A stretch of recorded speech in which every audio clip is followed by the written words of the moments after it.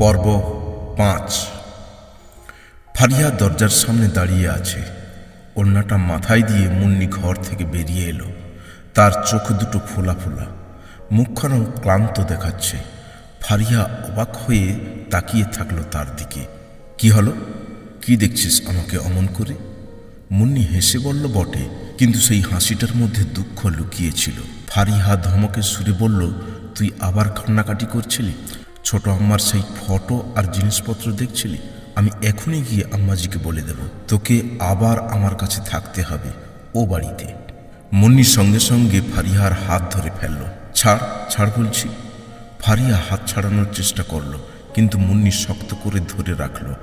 আর মুন্নি তার নরম কণ্ঠে আকুতি করে বলল, বোন আমার, বড় আম্মাকে একদম বলিস না। আমি তোর হাতে ধরে বলছি, প্লিজ ফারিহা। ফারিহার রাগ যেন মুহূর্তেই গলে গেল।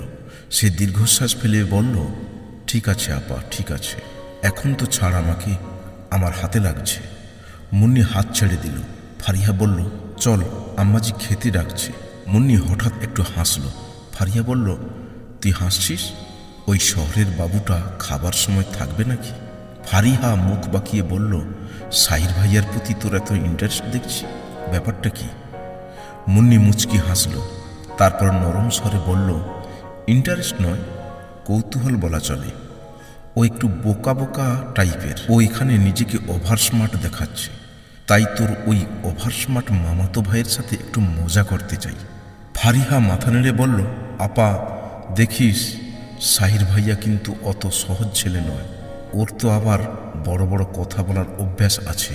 শহর থেকে এসেছি, তুই ওর সাথে মজা করতে গিয়ে যেন তুই ওর কাছে মজার পাত্র হয়ে না যাস। মুন্নি কেমন যেন রহস্যময়ভাবে হাসতে লাগলো আর বলল, দেখা যাক কে কাকে কাবু করতে পারে। আচ্ছা, দেখা যাবে। দুই বোন একসঙ্গে হাঁটতে শুরু করলো। ফারিহার আশ্বাস আর সঙ্গই যেন তার জন্য যথেষ্ট ছিল। মুন্নির চোখে কান্নার ছাপ তখন পুরোপুরি মুছে গেছে। বোনের ভালোবাসা আর ছোটখাটো খুনসুটির মাঝেই তো লুকিয়ে থাকে সত্যিকারের শান্তি। খাবারের ঘরটা গ্রামীণ ঐতিহ্যে পরিপূর্ণ। মাটিতে খেজুরের পাতার আসন পেতে তার উপর সুন্দর একটা রঙিন দস্তরখানা বিছানো হয়েছে। এশারের নামাজ পড়ে আশফাকুল্লাহ এসে পড়েছে সেখানে। তার পাশে বসল আশরফ। পরিবেশটা শান্ত, যেন পরিবারের মধ্যে একটা শৃঙ্খলা আছে। সাহির দরজার কাছে দাঁড়িয়ে ইতস্তত করছিল। শহরের মানুষ, ছোটবেলা থেকে ডাইনিং টেবিলে খাওয়া দাওয়ার অভ্যাস। মাটিতে বসে খাওয়া তার কাছে নতুন ব্যাপার। গুলজার বিবি খাবার দিতে গিয়ে চোখ তুলে দেখল তাকে। সে তখনও দাঁড়িয়ে আছে। তাকে দেখে গুলজার বিবি খেঁকিয়ে উঠল তার ছেলে আশরফের উপর। কি দেখছিস আশরফ? সাহিরকে বসতে বলিস না কেন? আশরফ মায়ের ধমক পেয়ে বলল, সাহির ভাই, আমার এখানে এসে বস।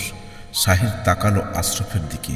গুলজার বিবি স্নেহের সুরে ডাকলো, এদিকে এসে বস বাবা, বস এখানে।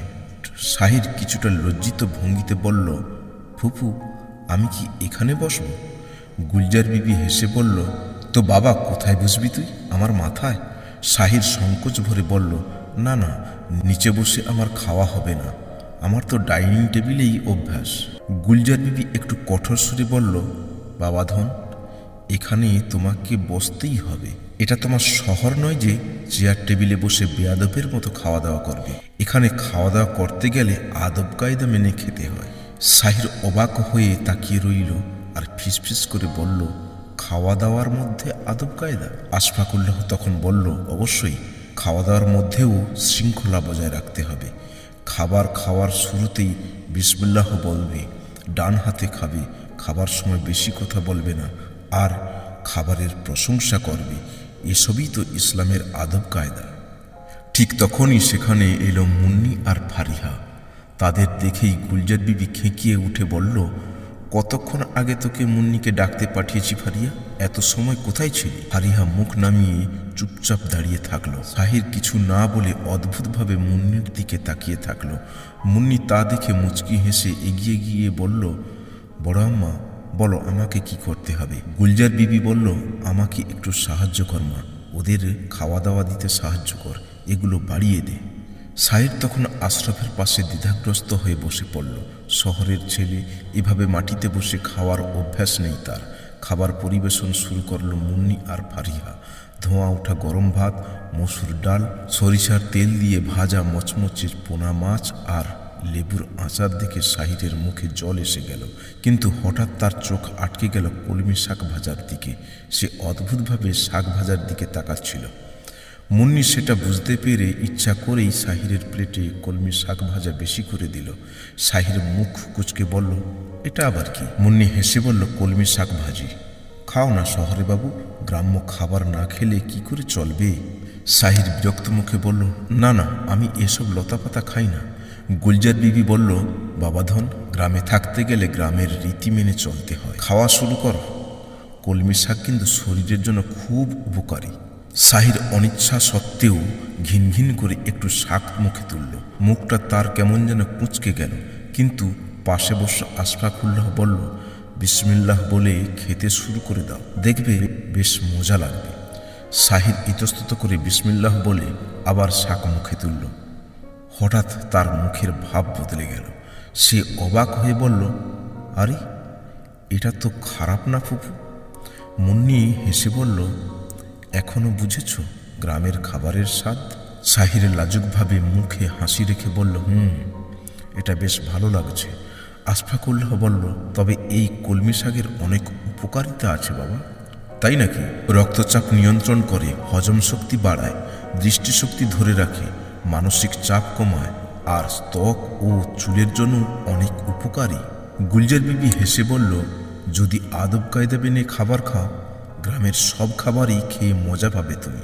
ফারিয়া খিলখিল করে হেসে বলল, আরে ভাইয়া, মনে রেখো, এখানে সব খাবার তোমার প্রথম প্রথম খারাপ লাগবে, কিন্তু তুমি ভালোবেসে খেলে আবার সব কিছু ভালো লাগবে। আশফাকুল্লাহ শান্ত কণ্ঠে বলল, বিসমিল্লাহ পড়ে খাওয়া শুরু করো সাহির। সাহির একটু ইতস্তত করে বলল, বিসমিল্লাহির রহমানির রহিম বলে খাওয়া শুরু করল। গুলজার বিবির মুখে প্রশান্তির হাসি ফুটে উঠল। বলল, এই তো আমার বাবার আদব কায়দা শেখার শুরু। এখন খাওয়া দাওয়া শুরু করো। এখানে আমার ভাইপো দুদিন থাকলে মানুষের মতো মানুষ হয়ে যাবে। সাহির আস্তে আস্তে খাওয়া শুরু করলো। মাটির উনুনে রান্না করা গরম ভাতের স্বাদ আর পোনা মাছের ঝোল, মসুর ডালের সাথে কলমি শাকের স্বাদ মিশে এক অন্যরকম অনুভূতি তৈরি করলো তার মনে। সে খেতে খেতে বলল, ফুপু, সত্যি বলতে এমন সুস্বাদু খাবার তো শহরে কখনো পাইনি। গুলজার বিবি মুচকি হাসল। তারপর বলল, তুই যখন এখানের আদব কায়দা শিখে যাবি, তখন খাবারের স্বাদও দ্বিগুণ বেড়ে যাবে। তখন তুই আর শহরে ফিরে যেতেই চাইবি না। সবাই হাসতে লাগলো। সাহির তাদের হাসাহাসি দেখে লজ্জা বোধ করল। কিন্তু আজ সাহির শুধু গ্রামীণ খাবারেই স্বাদ পেল না, বরং জীবনের এক নতুন পাঠও শিখল।